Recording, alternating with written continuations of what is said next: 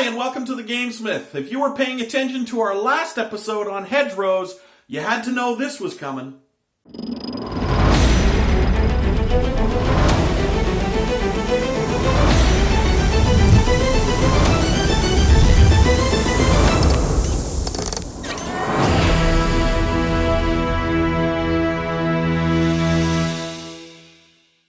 Welcome to another episode of the GameSmith.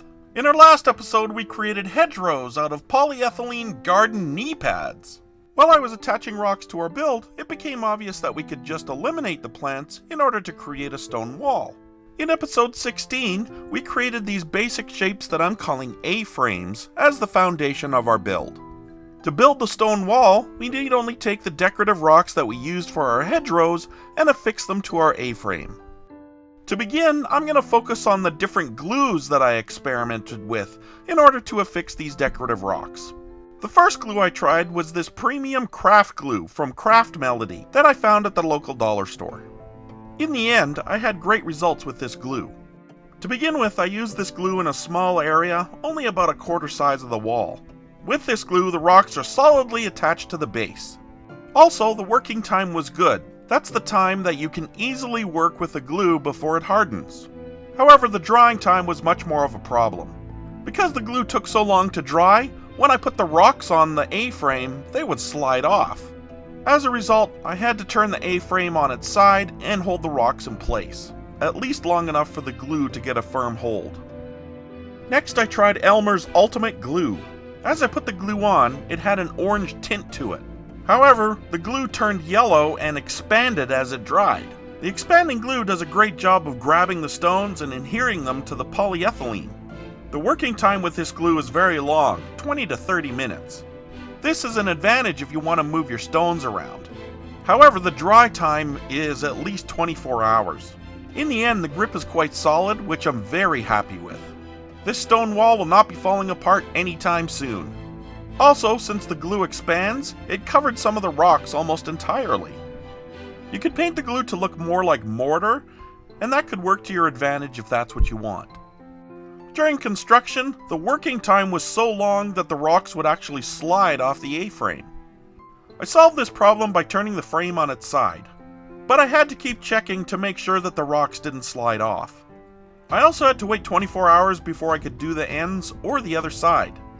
As a result, a single wall could take as long as 3 days to build, and that kind of a wait time is just too long for such a simple build. Next, I went to my trusty Quick Seal kitchen and bathroom caulking. I really like this product, and if you've watched any other GameSmith videos, you'll see that I use this caulking quite a lot. I like to use this Quick Seal on small projects since the tube isn't that big. However, because this is a much larger project, I decided to try larger tubes of caulking. I found this caulking product that is a fast dry and is paintable in 40 minutes. I was also drawn by the fact that it's not very expensive. There were 4 tubes for about $9 Canadian. I also had to purchase a caulking gun in order to use these large tubes. If you've never used one of these tools before, they're actually quite easy to operate. You push the release button in and pull the plunger back. Put the caulking tube in the canister tray. Then you push the plunger forward until you feel resistance against it. We use the trigger to edge the plunger deeper into the caulking tube, which forces the caulking out the other end. Of course, you'll have to open the nozzle of the caulking tube. It's a rather straightforward tool to use. When you're finished using the tool, you'll need to push the release button again, which releases the tension on the plunger. To recap, when you squeeze the trigger, the plunger forces the caulking out.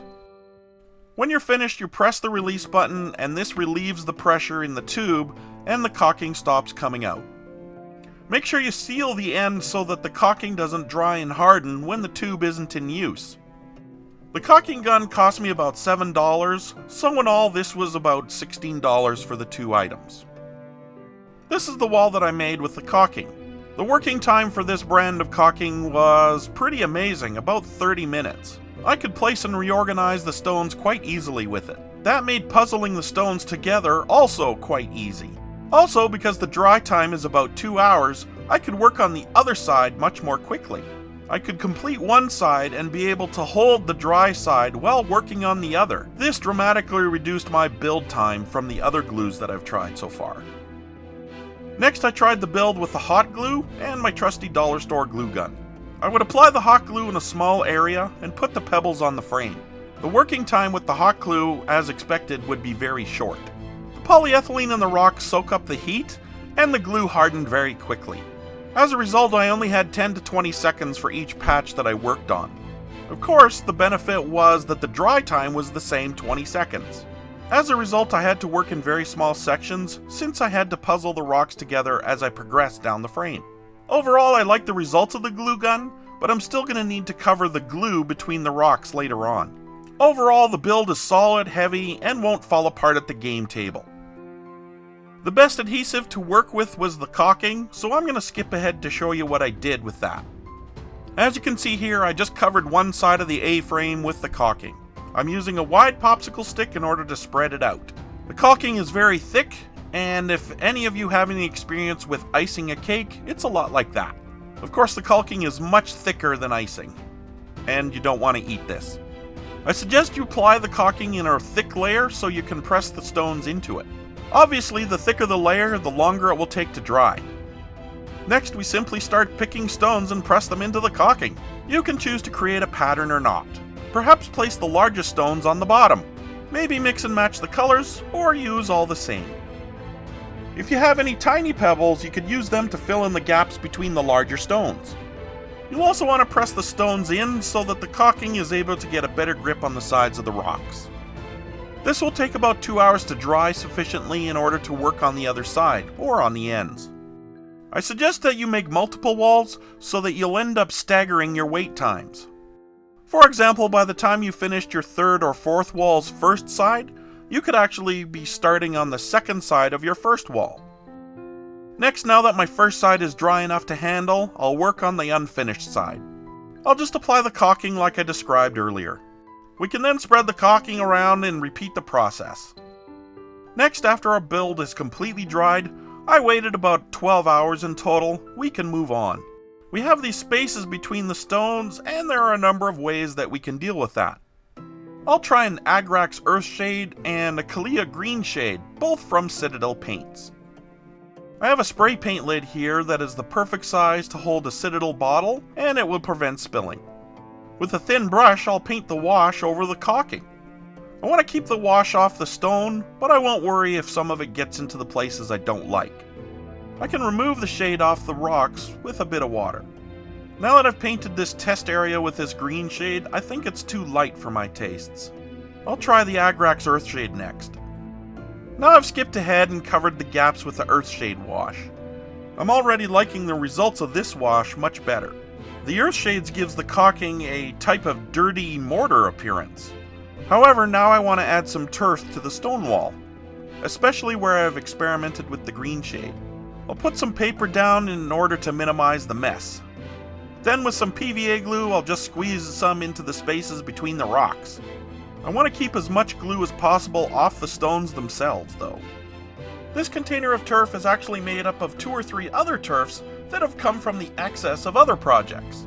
I've also found that applying turf with a spoon gives much more control over where the turf is applied. Now I really should let this dry for an hour before I remove the excess, but I want to move our build along. I can use a brush to clean off the rocks because I want to save the excess turf. By using this paper, I can collect the excess and use it on another project. It may not seem like much, but over the course of several projects you could save quite a lot of turf. It ties back to one of my crafting principles: waste little, save a lot. Here's another example, the rocks that I had just used on this build. There aren't many left and a lot of them are quite small, but I'll actually save these for another project. Now, after everything is dry, we have a terrific stone wall for our game table. I know this build works best with a few specialized tools and materials, which are a little more pricey than usual. However, tools like the caulking gun I can reuse, and the materials are inexpensive, and I can actually use them for household repairs too. I hope you like what you saw in today's video. If you'd like to support what we're doing here at the GameSmith, please hit that subscribe button and give us a thumbs up. If you're already a subscriber, please hit that bell notification icon so that you can be alerted every time we post a new video. And you can also check out our website at TheGameSmith.org. For our next video, we're going to focus on building an altar that was previewed at the end of Scatter Terrain Episode 4. Until next time, I'll see you at the table.